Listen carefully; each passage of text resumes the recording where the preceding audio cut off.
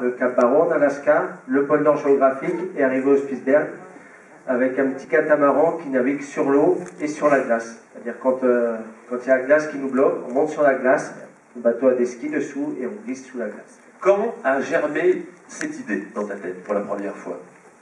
En 2007, en fait, j'ai fait le passage du Nord-Ouest avec déjà un petit catamaran et uniquement à la voile. Et pendant le passage du Nord-Ouest, il y a le capitaine des Brise-Glace qui nous a invités à venir manger sur le bateau. Et on a commencé à parler des différentes voies maritimes. Donc, le passage du Nord-Ouest, le passage du Nord-Est.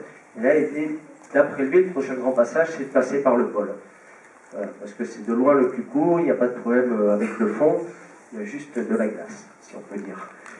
Et donc je me suis dit, mais tiens, pourquoi pas le faire à la voile.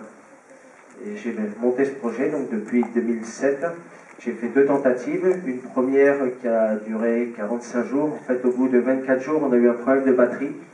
On a fait 24 jours plein nord, et problème de batterie, on n'avait plus de possibilité de positionnement ni de communication, donc on a fait demi-tour, on est rentré, on a mis 21 jours pour rentrer. J'allais pas m'arrêter là, donc je suis reparti, j'ai fait un nouveau bateau, je suis reparti. Et en 2013, on a eu presque tout le temps des vents contraires, donc dès qu'on s'arrêtait, on reculait. On avait 20 000 de dérives négatives par jour, alors qu'on avait prévu de faire 18 000, on était obligé d'en faire presque 40.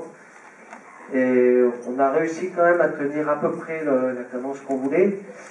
Et au bout de 2 mois, on a eu un gros front froid qui est passé, qui a gelé la mer, pas assez épais pour pouvoir glisser dessus, et trop épais pour pouvoir continuer à naviguer sur l'eau, même avec un peu de mer.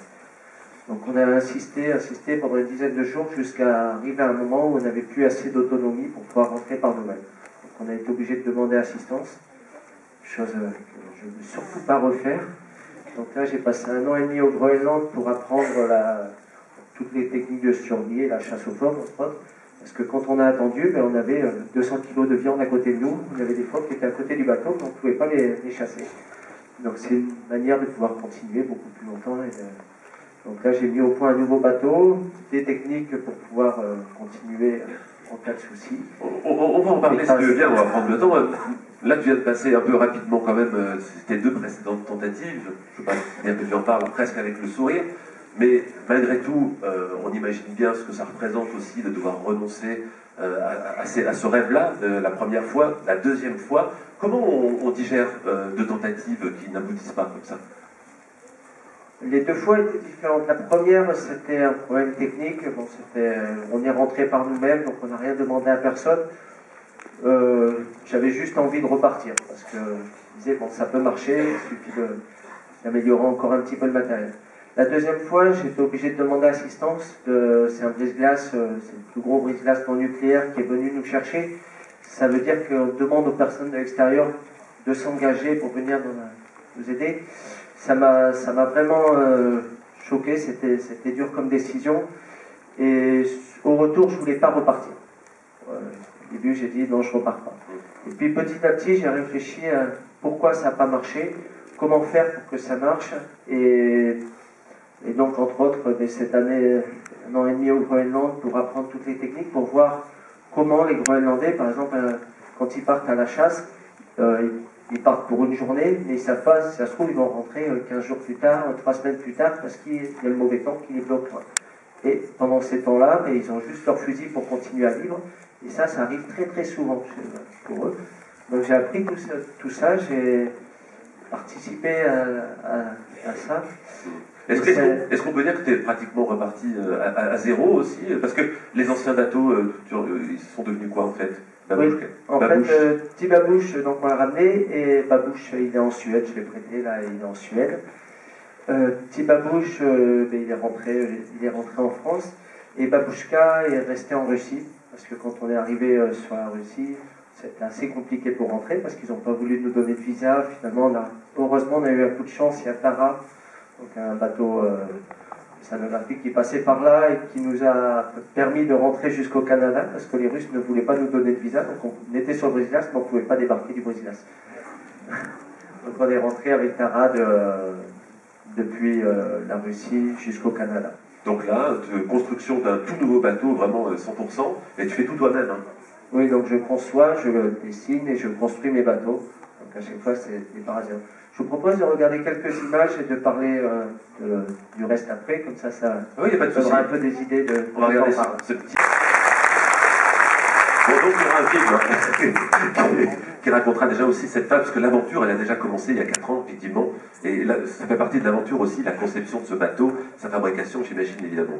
Et il faut trouver les moyens de faire un bateau plus léger, le plus léger possible, et puis le plus résistant possible aussi. Oui, il faut faire un bateau, en fait, pour pouvoir le pousser sur la glace, il faut qu'il soit très léger, mais en même temps, il faut qu'il soit très résistant, donc c'est des matériaux composites.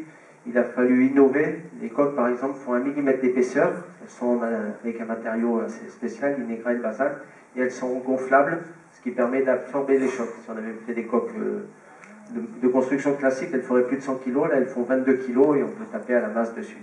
Pour donner juste un petit exemple, mais tout le bateau est étudié un petit peu de cette manière.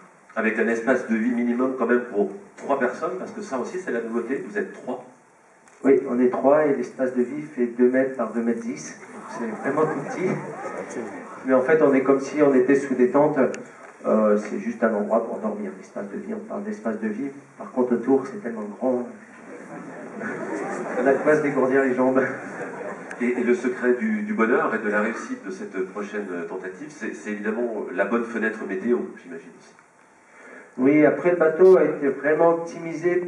Le précédent bateau était surtout fait pour du portant, parce qu'on est censé avoir le vent portant, le vent qui vient de l'arrière. Et là, le nouveau bateau a été vraiment optimisé pour être performant à toutes les allures.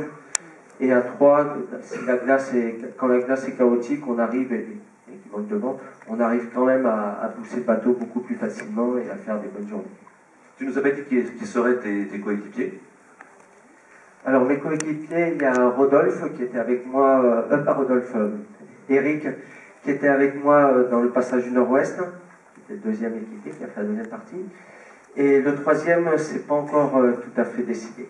Ah, alors un casting va être si vous êtes volontaire, bien sûr, si vous avez un petit peu de temps devant vous, parce que ça va durer combien de temps, rappelez-moi, cette traversée dans le meilleur des cas? On part avec 2 mois et demi de nourriture. Et ça peut durer plus. L'idée, c'est qu'on ne peut pas se permettre de porter plus de 2 mois et demi de nourriture. Donc si on prend du retard sur notre planning, on chasse, on mange du phoque pendant un certain temps et après on continue avec notre nourriture plus classique. On a vu que vous alliez aussi donner un sens un peu scientifique à cet exploit, futur exploit. Précisément, quel type de relevé allez-vous faire? Quel type de mesure? Oui, donc pour l'expert, en fait, je ne suis pas scientifique, mais j'ai proposé à des scientifiques, quitte à être là-haut, parce qu'ils avaient besoin d'avoir des relevés. Effectivement, ils en ont besoin. Pour eux, c'est assez dur d'avoir des relevés là-bas sur place, parce qu'à part les Brésilas et au printemps, quelques avions et quelques hélicoptères, c'est assez compliqué. Et là, on va faire des mesures d'épaisseur de glace, d'image aussi en même temps, parce que la dernière fois, on faisait des mesures d'épaisseur de glace, mais vu que nous, on essaye de passer dans les endroits où elle est moins épaisse, ça donnait des données un petit peu faussées. Donc là, on a de l'imagerie en même temps qui permet de voir ce qu'on mesure, mais aussi ce qu'il y a juste à côté. Après, on a